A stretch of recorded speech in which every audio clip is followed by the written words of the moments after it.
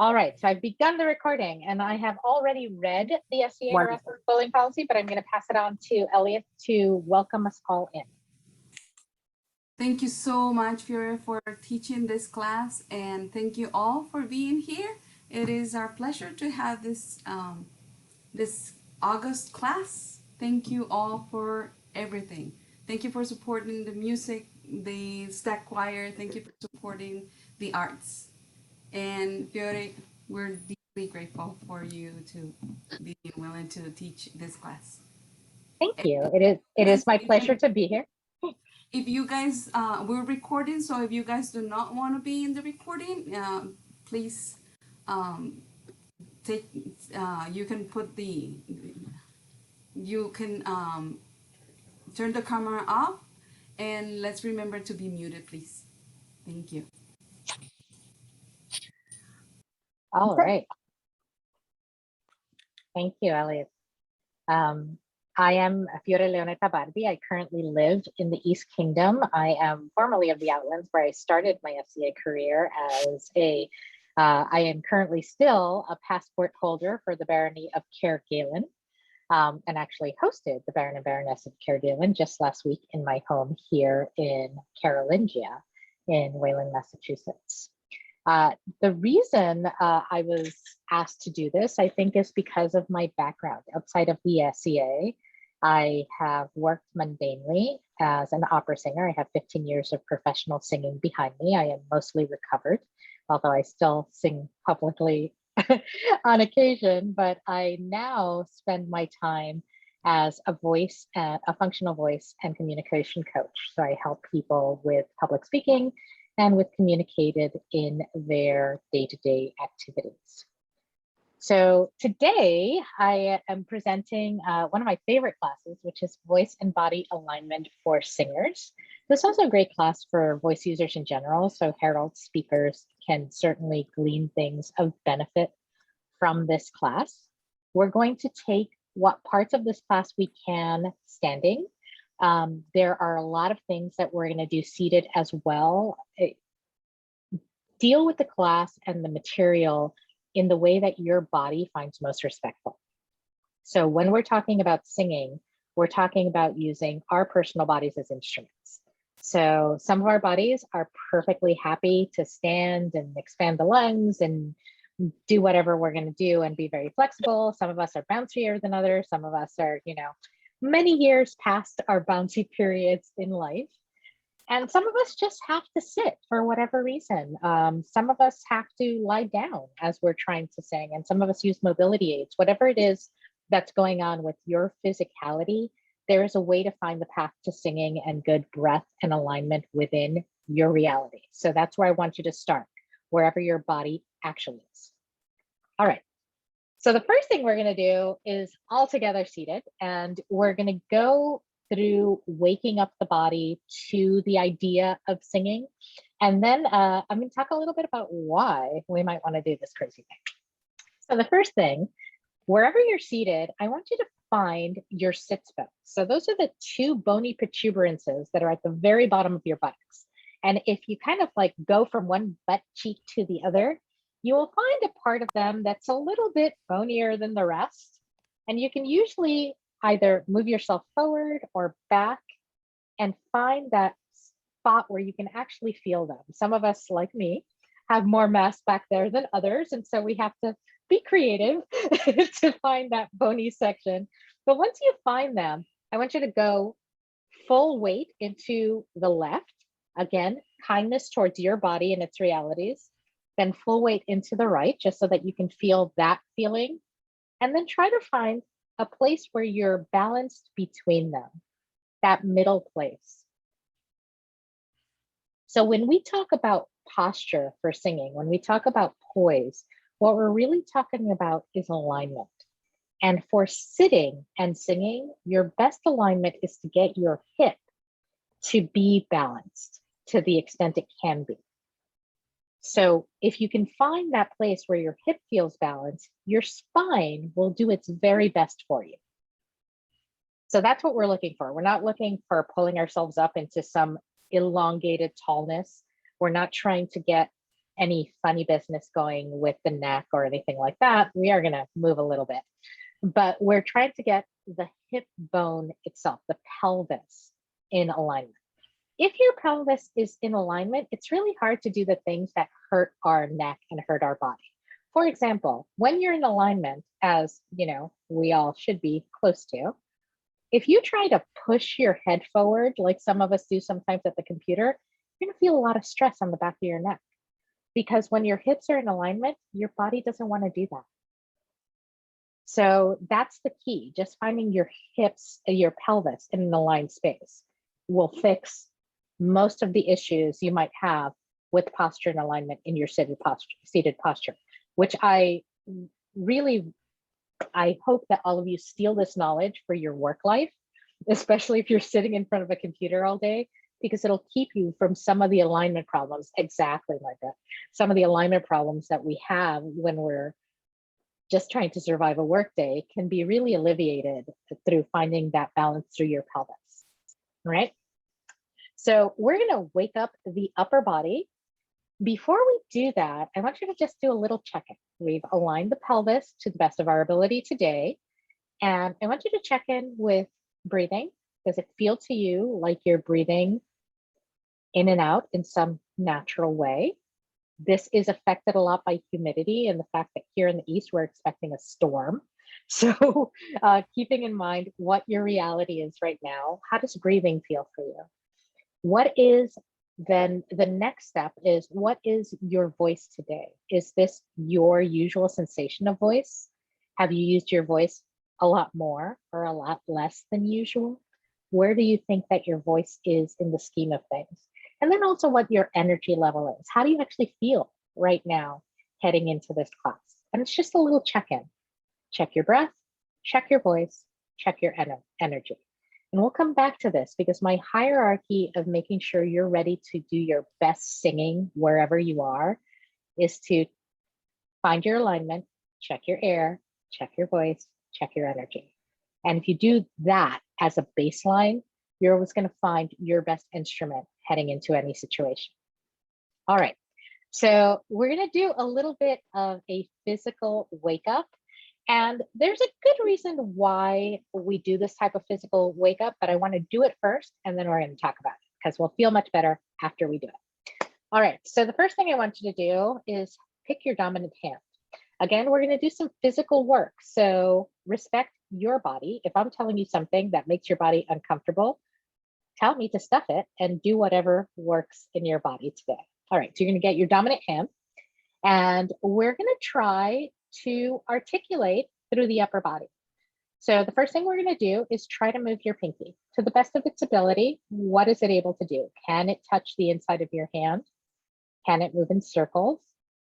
Can it undulate? Now you'll notice that my ring finger is now moving with my pinky. Yours might want to as well. Go ahead and let it.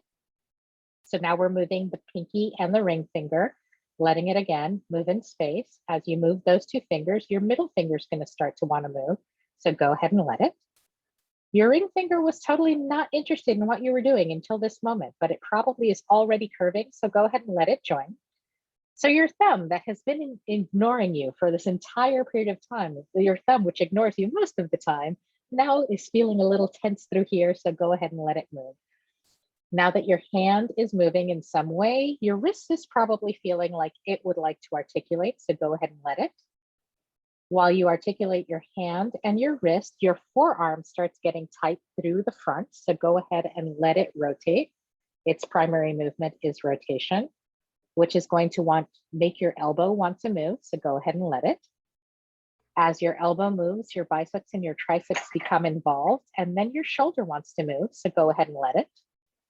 If you let your arm actually have height, as high and as low as it can comfortably move, as far forward and far back as it can comfortably move, you start feeling your shoulder blade being activated. You might even feel through the back of your neck and the top of your scalenes, a lot of movement. And then go ahead and put that arm all the way down. And just take a moment to notice the difference between the hand that moved and the hand that didn't. This is called oxygenation. when we move oxygen through our entire body, it feels more alive. The other hand is present. You can feel it, but they don't feel the same. This is the first lesson of what it means to oxygenate your body for singing. It's not just about putting air through the vocal folds. It's about waking up the entire system so that you can do exciting things with air particles in space, or what we call singing. All right, so now let's go fix the other side that's feeling a little unbalanced. We're gonna go to waking up the pinky. We can go faster because now we're knowing what we're doing. The ring finger will join, the middle finger will join, pointer will join, so will the thumb. Waking up that wrist, letting your forearm rotate, letting your elbow become part of that party, respecting the bicep and tricep, which will bring in your shoulder, and then finding the full range of motion that you have available to you today. And you can bring in both arms now because they're both awake. Just give them a moment. You can try to see how high you can stretch them, and then let them just kind of come all the way down. And when you are satisfied with that range of motion, come back and just note what's different about your body, what's different about your airflow. And then we're going to get to why do we care? Do we have any questions yet?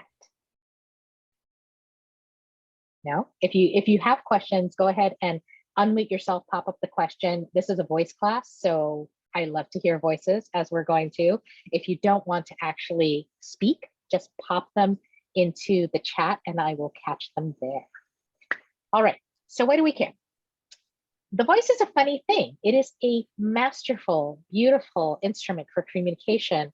And beyond communication and those kind of mundanities of the ways we use it in speech, we can make these beautiful sounds. We can actually connect ourselves to bigger things, to other human beings, communicate all sorts of emotions in beautiful contexts through the art of singing.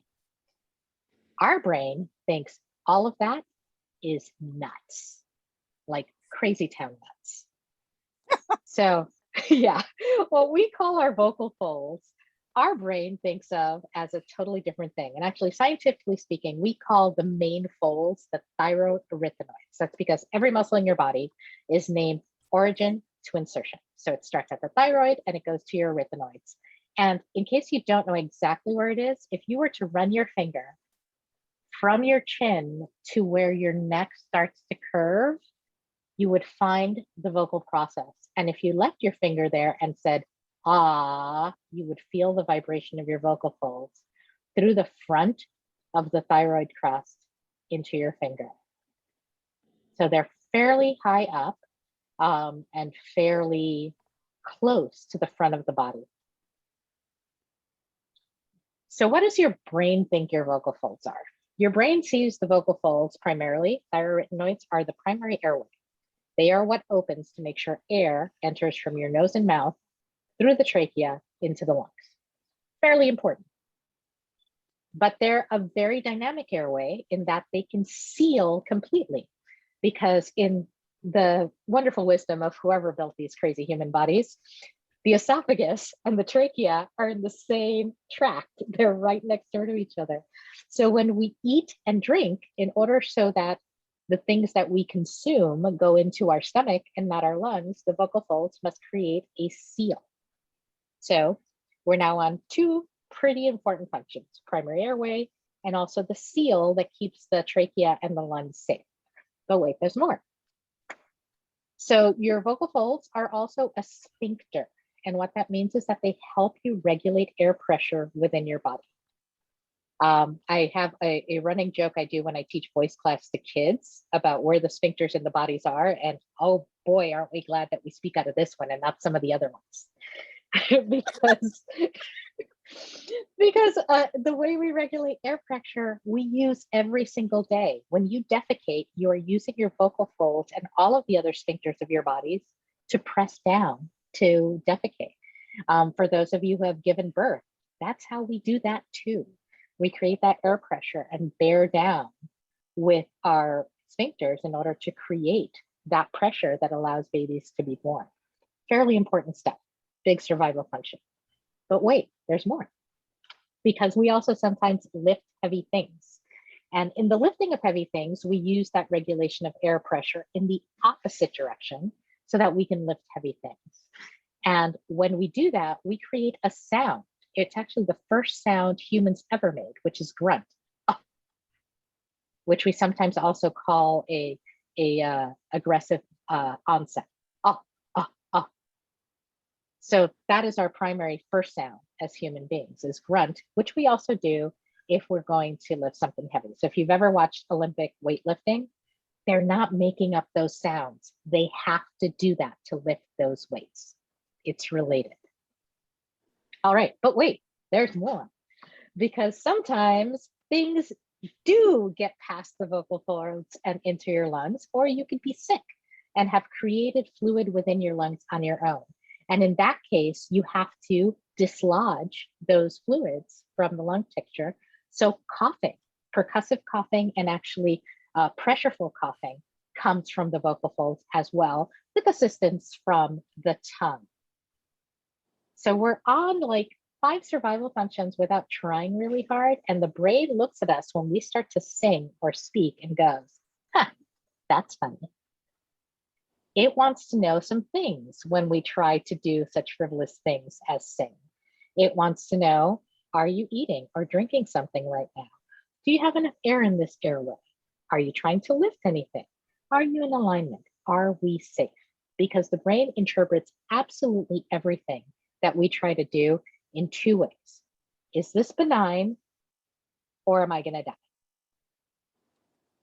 die? So we want the brain to think of singing as benign.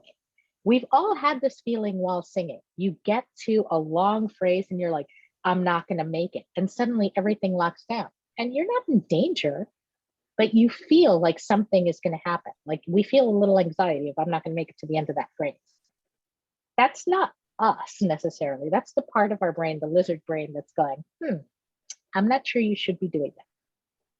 So that's the reason we actually engage with voice body alignment while we think about alignment, why we think about oxygenating the body. It's to reassure the brain that yes, we're going off script with the survival function, but we are doing it in a skilled, powerful, and effective way so that we maintain safe, nobody is going to die, especially not us, and we can get it all handled. So that is the long and the short about why we should care. But now, beyond caring, we're just going to go to doing. Do we have any questions yet? Don't see any in the thing. Somebody is actually put a comment there about staying muted because of menopause changes. And we're going to talk about that at the end because there are a lot of different changes that can affect different voices. All right, so let's move to doing some more vocalizing. Everybody with me on that? Yes? Excellent. If you can stand, stand. If you cannot, maintain seated, but make sure that you're in that really wonderful alignment that we worked up at the beginning of class.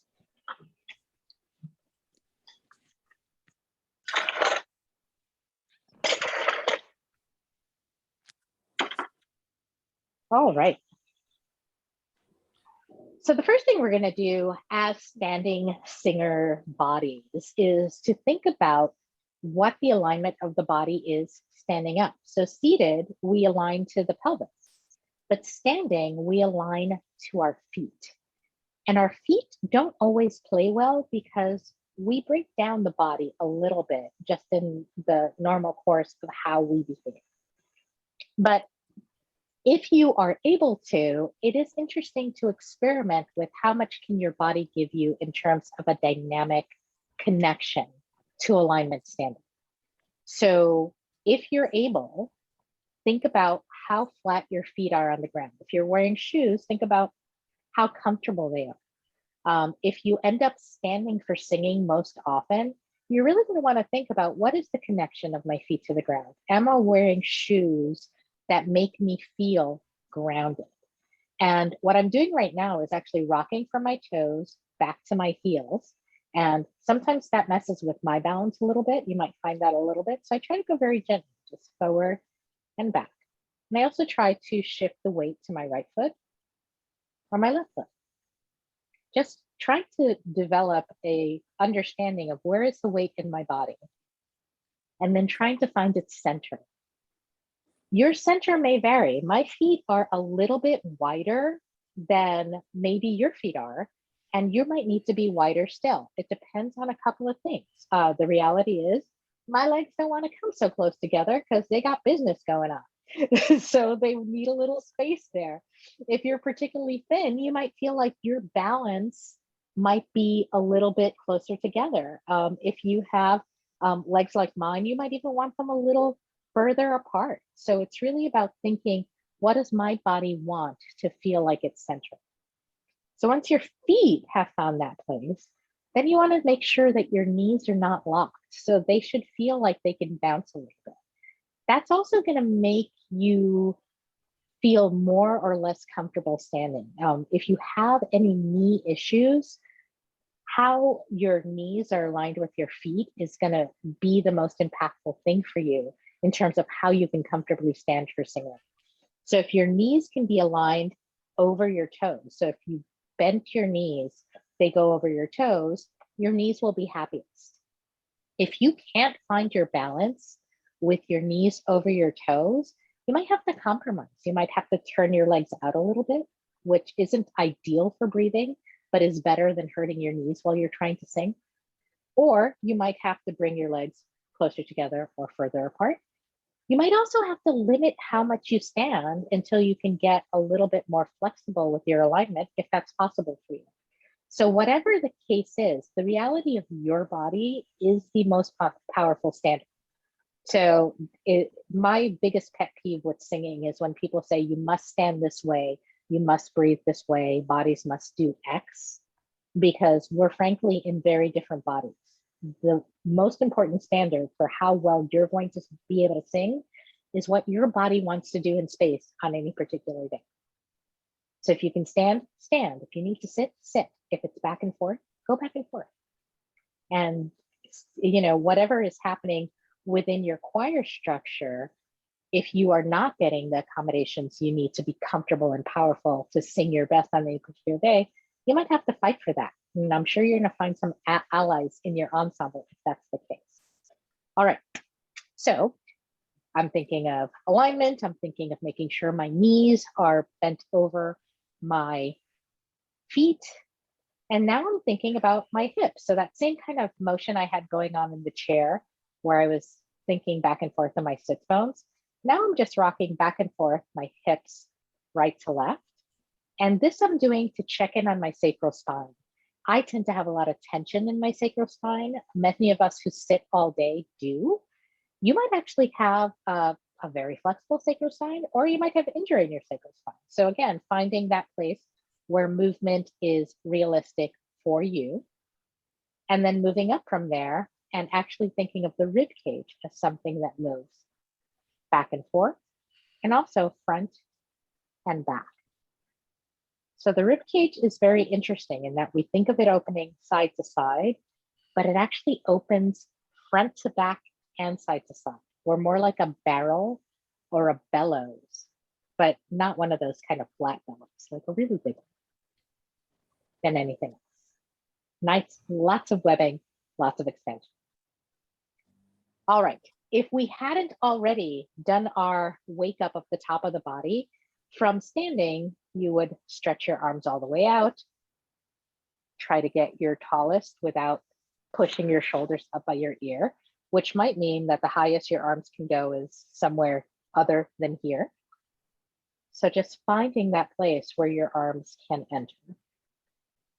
And then my favorite thing for waking up the back of my body is to just rotate my arms so that my hands are facing back and forward, kind of a standing snow angel kind of situation, just to make sure that the entire body is awake. Now, if you'll check in very briefly with what your breathing is doing, it's already different than at the beginning, because we've now paid attention to oxygenating the parts of the body that we're going to use for singing. All right. So I'm going to talk a little bit about breathing. And breathing is an interesting thing because people teach it differently. I like to teach it in a very functional way. So bear with me. This might be the actual opposite of what people have told you about breathing before. So typically, we're taught about breathing in for singing, and then the breathing in is the most active, important part. And then we sing the line, and then we need to breathe in. Perhaps we're taught that we should support our voice. And if we're lucky, somebody has mentioned that support has something to do with abdominal muscles. And if we're not, we're left to figure out what support means, which I've heard anything from it means squeeze your buttocks to ram your rib cage out to any sorts of weird things. Somebody actually thought support was squeezing your hands together. I don't know where that one came from, but whatever your thought of breathing support and inhale and exhale, I'm going to teach you the way I teach breathing. Use it as you can. You know, we have an hour together, so I don't expect you to, and you just met me, so I don't expect you to believe that I am, you know, the deliverer of all truth and that you're going to do it this way from now and ever and from now until forever. But this is the way I do it. So I think of breathing not as an active inhalation followed by some singing, but as a passive inhalation followed by work. So first I work. Singing happens to be, right now speaking is my work. In a minute, singing is going to be my work. And that's the exciting part. And what happens after I work is that I'm going to set up my body so that it will passively refuel to do more work. I'm going to think about inhalation, not at all. I want my body to get much better at inhaling on its own than me thinking, I have to tank up. Because you never have to tank up, really. Unless you're running from a lion, this is not a thing. There is no phrase of music written anywhere that will require all of the breath line you're capable of. And I had an opera career as an asthmatic to prove it. So let's go ahead and try to experiment with breathing. We're going to take our hands and put them on our abdomens. I'm putting mine actually right underneath my belly button. If you're seated, you can go a little lower, wherever it's comfortable for you, just on this lower part of your body. And I want you to just breathe out and contract your abdominal muscles in. So we're just going to go shh and push in our bellies. This is an artificial contraction rather than natural. So you're going to shush and press your belly in. Shh, shh. So from the side, I'm going.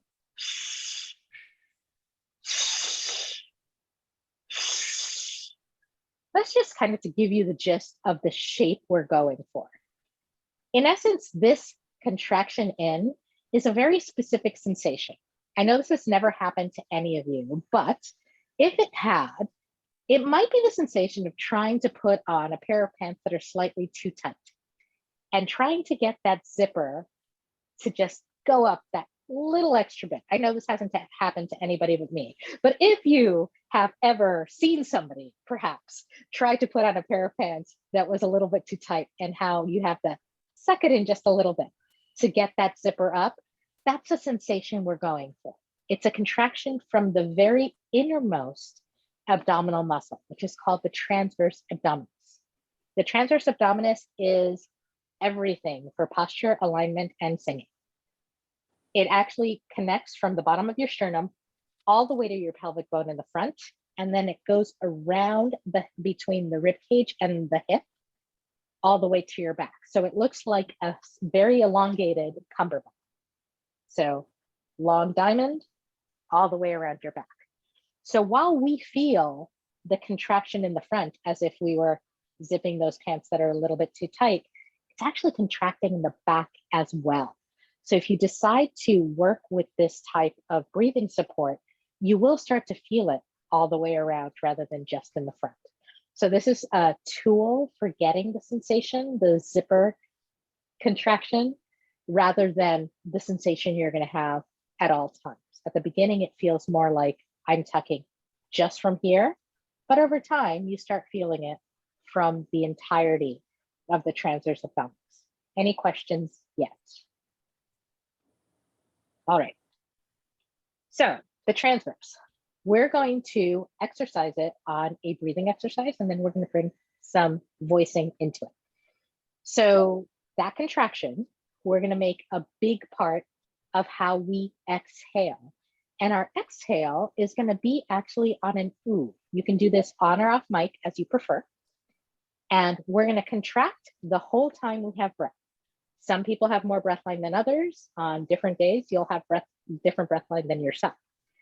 So we're not trying to compete for who's going the furthest. Just do your best to exhale as evenly as possible while you're contracting until you're just about out of breath. And then I don't want you to think of inhaling. I want you to think of, I've been contracting this muscle and I'm going to stop. I'm going to let it all hang out. So contract, contract, contract, contract, contract, release. Contract, contract, contract, contract, contract, release. And the whole time I'm contracting, I'm going to be making sound. And when I release, I'm going to keep my mouth open so that I can passively inhale. So use, use, use, use, use, use, use, passive inhale. Use, use, use, use, use, passive inhale. So that's the gist of what we're going to be doing. Now we're going to play with it. Everybody ready? Thumbs up to let me know you're still with me. Excellent. All right. Hands on abdomen. Nice alignment in whatever position you are currently finding yourself. And you're going to start an ooh on any comfortable pitch for as long as you can. And then when you get to the end of that contraction, you're just going to release and breathe in. All right, whenever you're ready. And ooh.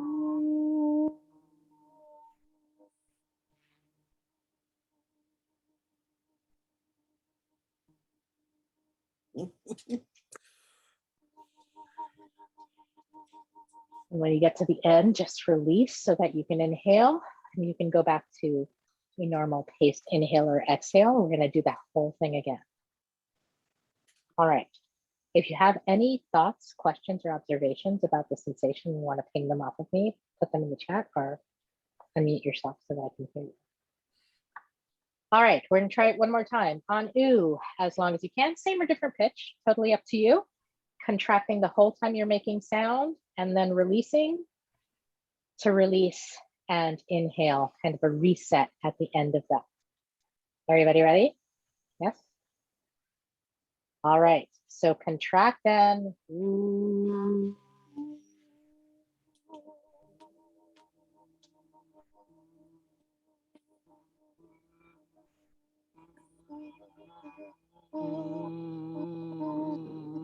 Nice. Nice.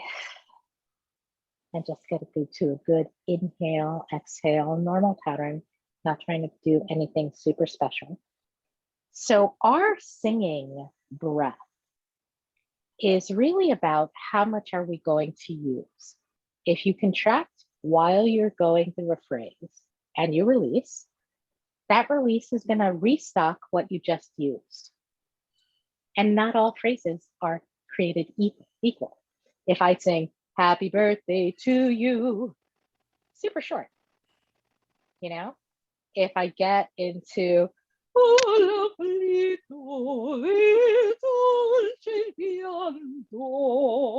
totally different phrase, different breathing. The contraction is just the use. The release resets and replenishes me for what I just used.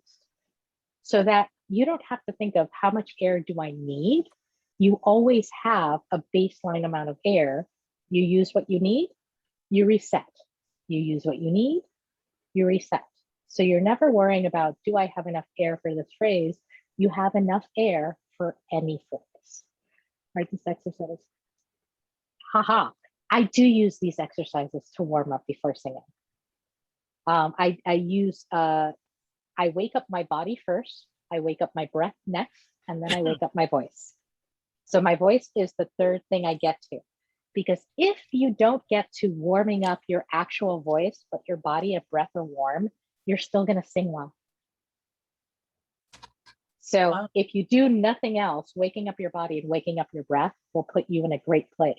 If you also have time to vocalize and warm up your voice, you're going to sound amazing that day. Problems with allergies, poison nasal drip. How do I overcome this? Oh, this is a good one. Lip trills to warm up the lips. I love lip trills, and we'll talk about lip trills in just a second. I'm a big fan. All right. So allergies, post nasal drip, those are things that are responsive of kind of things that are coming from outside of your body. So when you have allergies, when you have a reaction to something that your body has determined is dangerous, even though it's not. It takes something like ragweed and determines that ragweed is about to kill you, and it sends, all of these white blood cells to like attack it.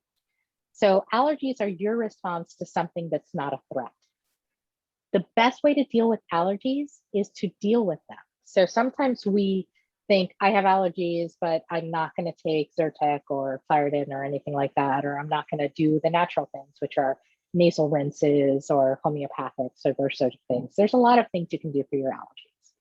If you ignore your allergies, you're going to get vocal issues because the mucus that your body produces in response to allergies is 50% more acidic than your normal mucus, which is why when you look at somebody who's been having a lot of allergic rhinitis, you see really red vocal folds, really red tissues in the throat, and even all the way down to the esophagus, because you end up swallowing a lot of that acidic mucus. So there's no magic to singing with allergies. Allergies are producing an acid in your body that is actually burning the tissue. So you have to find a way to stop the allergic reaction, whether that's an actual medication, whether that's an over-the-counter medication, whether that's just, I'm going to be very good about wearing masks outside in the spring, even though it's not a pandemic. Well, it's currently a pandemic, but even when it's not a pandemic, making sure those respiratory things don't come into my system, doing nasal rinses. There's like a million and one ways to deal with allergies, but you can't ignore them and expect the tissue to be able to work through it. It's kind of like if you drank a bunch of acid, you would be having the response of drinking a bunch of acid, which is what allergies do in your system. So that's my recommendation of allergies. Whatever's going on with your respiratory system requires a response from you when you want to sing well. Your vocal folds can't actually work around those things in any real way.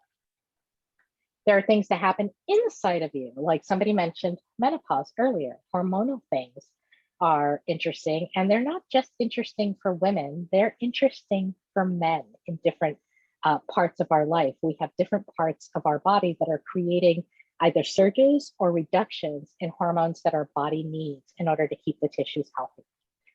And again, these are those types of things that if you're feeling those types of surges, there are ways to relieve it so that your voice can respond well. Unlike allergies, there's a lot you can do when it's a hormonal thing that's causing your voice to have some sort of reaction. And usually the reaction is swelling, edema. So when your vocal folds are responding to menopause or perimenopause, for example, they're just a little puffy. If you drink your weight in water over the course of a day, do not give yourself water toxicity, especially if you make that water a nice pH balance, put a little lemon in it. If you're not allergic, put a little salt in it so that it's keeping balance in your body. You're going to do a lot better than if you didn't. Is it still lovely if you can put some regulation on your hormones in your body? Sure, but some of us don't want to do that. So it's just a menopause and perimenopause, and also what I call menopause, the different hormonal things that happen in male bodies can be regulated through good sleep, keeping your serotonin in check, and hydration. So it's not a fix all, but it does have helpful impacts. So there are actually better solutions for that without doing much than there are for something like allergies and asthma. All right, things that are good things to add to water that aren't bad for your voice. Things that make it acidic. So if you can tolerate lemon juice, just a little bit of lemon juice. If you don't like lemon juice, you can tolerate a vinegar. I like apple cider vinegar, but you don't want to make the water really vinegary. We're talking about like a quarter teaspoon, just to change the pH of the water. The other thing you can do is just like grab a tiny pinch of salt and pop it in there if you have sea salt. That makes the extra salinity of the water makes your body more apt to keep the hydration than if you didn't. So those are the types of things that I add to water. My favorite, like medicinal, is slippery elm bark, which is easily available or over the counter. There's a throat coat tea made by traditional medicinals that I like. It is the only substance that is known to actually reduce swelling in the vocal folds, as is bromelain, which is something that naturally occurs in pineapple. But if you are allergic to bees at all, you can't use those substances because that can trigger anaphylaxis in your system. So with anything, so you want to make sure that you kind of get the lay of the land and respect, again, what your body is doing. So if you have bee allergies specifically, just be aware that bromelain might not be for you. All right. Gardening really good, very basic. That's actually lovely. If you know what the pH of your water is, it can solve a lot of things for you. If you don't, put salt, little vinegar, little lemon. All right. So that was just kind of like jumping in to a few of the questions that came in. Now we're going to do some vocal singing, some actual warming up the voice. And I'm going to talk about lip trills first because somebody brought them. So lip trills are interesting because they are a mechanical exercise and they are aerodynamic exercise. What lip trills are doing, they are vibrating the buccinator muscle, the one that goes from the tip of your mouth all the way into almost to your temporal nerve. It goes all the way up there. It's what helps you smile, that little buccinator. And the buccinator gets really, really tight. So if you can release the buccinator, your lips get a little looser. It makes it easier to articulate language. So we like lip trills for that reason. But the magic of lip trills is sort of secondary. It is the secondary part, which is how lip trills move air. So for example, we're going to use this happy birthday to you first line. So we're going to sing happy birthday to you in any which way you want. Go ahead, do it from where you are. Happy birthday to you. Excellent. All right. Now I want you to sing the whole thing again on a lip trill. It might help you to put your fingers here on the buccinator. If you have any tension in your lips, this will help.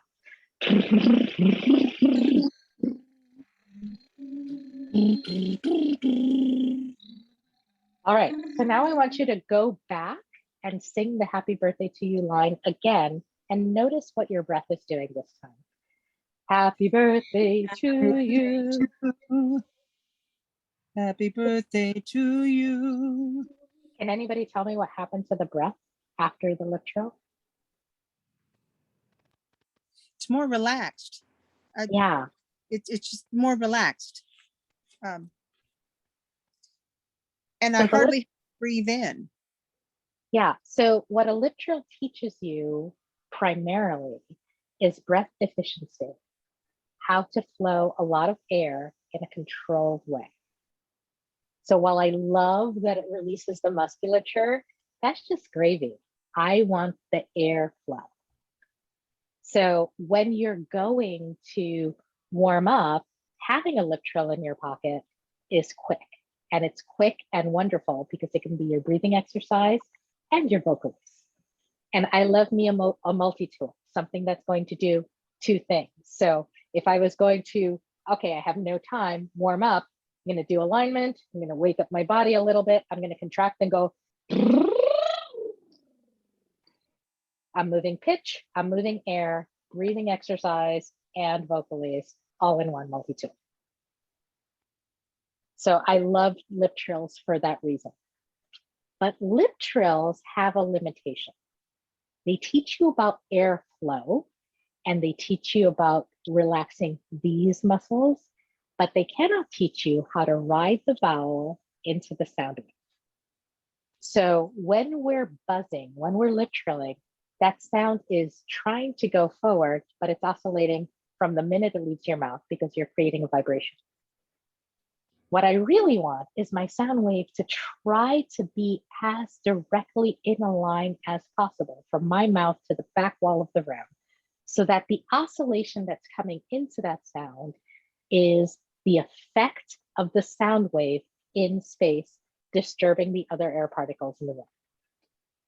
So while the lip trill is disturbing itself and doing this kind of jagged line through the room, it's causing a sound disruption. Your voice should be trying to slice through the room and watching the wave as it kind of goes through. So if you've ever seen a boat cutting through the water and see that wake coming through, that's what you want your voice to do, to be creating a wake that actually starts this way out as it exits your mouth. And because of acoustics, starts to open up into a wave away from you. And that's kind of a little bit of what's happening as your voice cuts through the room. It's a little bit more complicated than that. And if we could see our voices in space, we'd be amazed because it's kind of pretty. The sound wave is oscillating up and down. There's a slice of a fundamental tone that's going to the end of the room. And then there's all sorts of craziness happening as all of the sound waves in the room get moved out of the way and try to come back to where they were.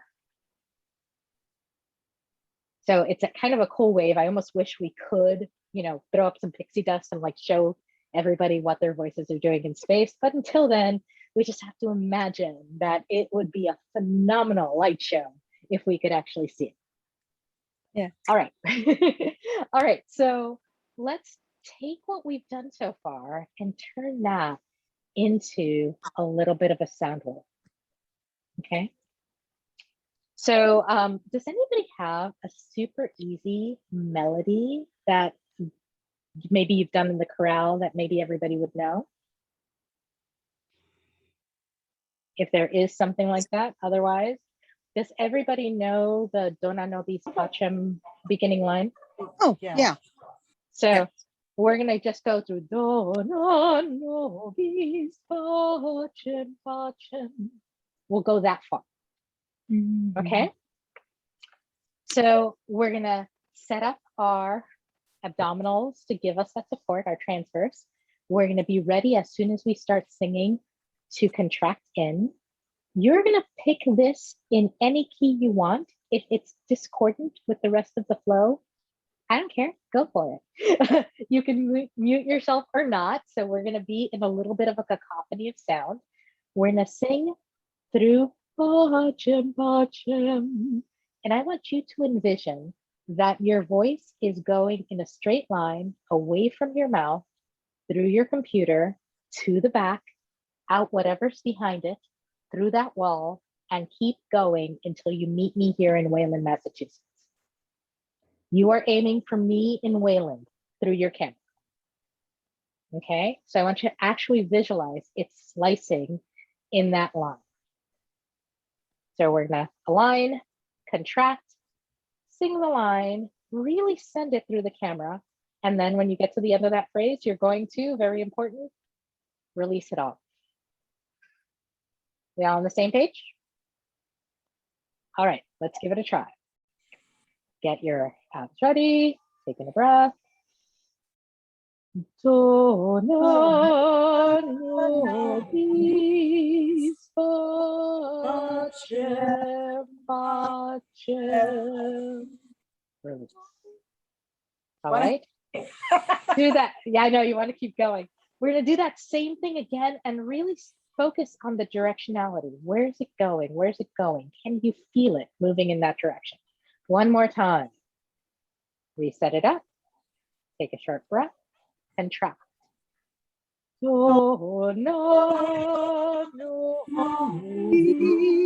pacem, pacem. All right. Anybody have thoughts about how that felt? More control, Yeah. less. Yeah. So at the end of the day, singing is a manifestation of what these bodies can do when we move our air, our will, and our heart through space. So it starts with the body. It starts with the respect of the body. What does my body do on this particular day? What is it capable of today? How does it feel? What's my energy level? When we said at the beginning, I'm going to check in with my alignment. I'm going to check in with my breath. I'll check in with my voice. But how do I feel? Fundamentally, these are the most important things: where you physically are, what your breathing is doing. How's your voice? Sure. But how much energy do you have? How do you enter the room today? And none of those things have to be perfect. As a matter of fact, most of the times they will not be, for you to sing beautifully in a way that connects. And then the next level is not just my alignment here, my feeling, my air, my voice, but if I have this sound wave, can I open myself up to fill this much space and find this person and that person and weave multiple sound waves together? Because that's what a chorus is. A chorus is finding not just your voice, but finding the way in which your sound wave intersects with the sound waves next to you and binding them together, finding that alignment, listening for, are we on the same vowel? Can I feel their air particles on my body? And being able to do that even over these windows. So if you're having to run a rehearsal or singing in this format, I really encourage you to go into a program like Jam Kazam or Sound Jack, or some of the things that are, there's a lot of low latency sound recording making kinds of things where you can enter a room and sing with each other in real time. And the beauty of being able to do that is pretty cool. And a lot of these things are free. So if you end up having to sing remotely, you can still find that ground where you can sing together. All right. So that's the mantra of this hour. Find your alignment, whether you're sitting or standing. Find that place where your body feels awake. Move things around so you oxygenate fully. Make sure that you're using the air you need and then releasing to reset it. Paying attention to how much air do I have to use, not judging it, just how much do I have right now? And then replenishing whatever it is that you used. Using a little bit of tone. Use a lip trill, go ahead, to find that air efficiency, but also find vowels. Like we did that breathing exercise on ooh. Ooh is a beautiful, balanced, tall vowel. It will always save you. Getting to a place where you can sing a snippet of a song rather than singing a lot of vocalises. I do that. I sometimes go on different vowels up and down. I do scales. But my favorite warm-ups are snippets of songs that are simple to sing that I know and love, sending them directionality, because you will always know what is the best I have ever sung. Donna nobis.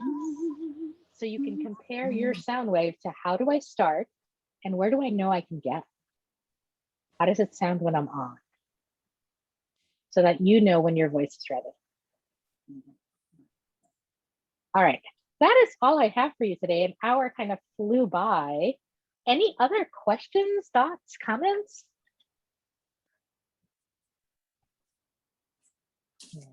Pop through the chat, make sure I didn't miss anything.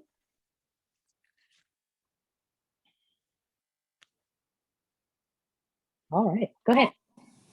All of this just makes me aware that sometimes I take singing just like talking, like I Yeah. automatically, and it shouldn't be that automatic. I should be in mentally and physically prepared to do it. Yeah, it's interesting because the Italians say si canta come si parla, which is you sing the way you speak, but they speak connected to the body and the breath and really engaged with themselves. So if we were speaking like the Italians, absolutely, speaking and singing would be much more similar. But American English is a very efficient language. Everybody has seen a teenage boy talk to you like this, and you kind of understand what he's saying, even though he's not living anything. It's the weirdest thing ever, but the English language does not require you to have any emotion. And because of that, because it doesn't require us to be in our bodies and animated, we have to crank it up a little bit to get to a singing place. But the fault is in English. English is super, super efficient in many ways, but it's not necessarily the most efficient in terms of air usage and connectivity with other human beings. Any other questions, comments, thoughts?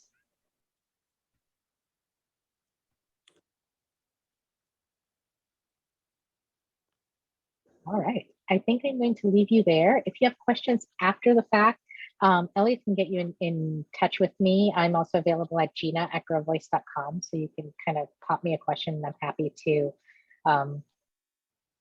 help you kind of traverse your way through your singing lives. But the most important part of how to sing and how to sing well is just to sing as much as possible, as loud as possible. And people are thanking you. I see it, very cool. On the chat. Thank you, I so appreciate it. Thank you so much for taking the time to do this and for It sharing is. your knowledge. Thank you. It is my pleasure. I was glad to be here with you today, and maybe we'll do it again. All right. Thank you. You're welcome. Have a good night. And I'll make sure, Elliot, that you have the recording so that you can pass it on to whoever you would like to after the And fact. I will post the link as soon as I have it. Okay. Wonderful. All right. Thank you so much. Thank You're you. very welcome. Have a fine evening. Wish me luck. We're getting a hurricane tomorrow. Oh, be All safe, right. be We safe. will. I'm in a nice warm place now, so it should be fine. All right. Have a good All right. night. Bye. Thank you. Good night. Thank you so much. Bye-bye.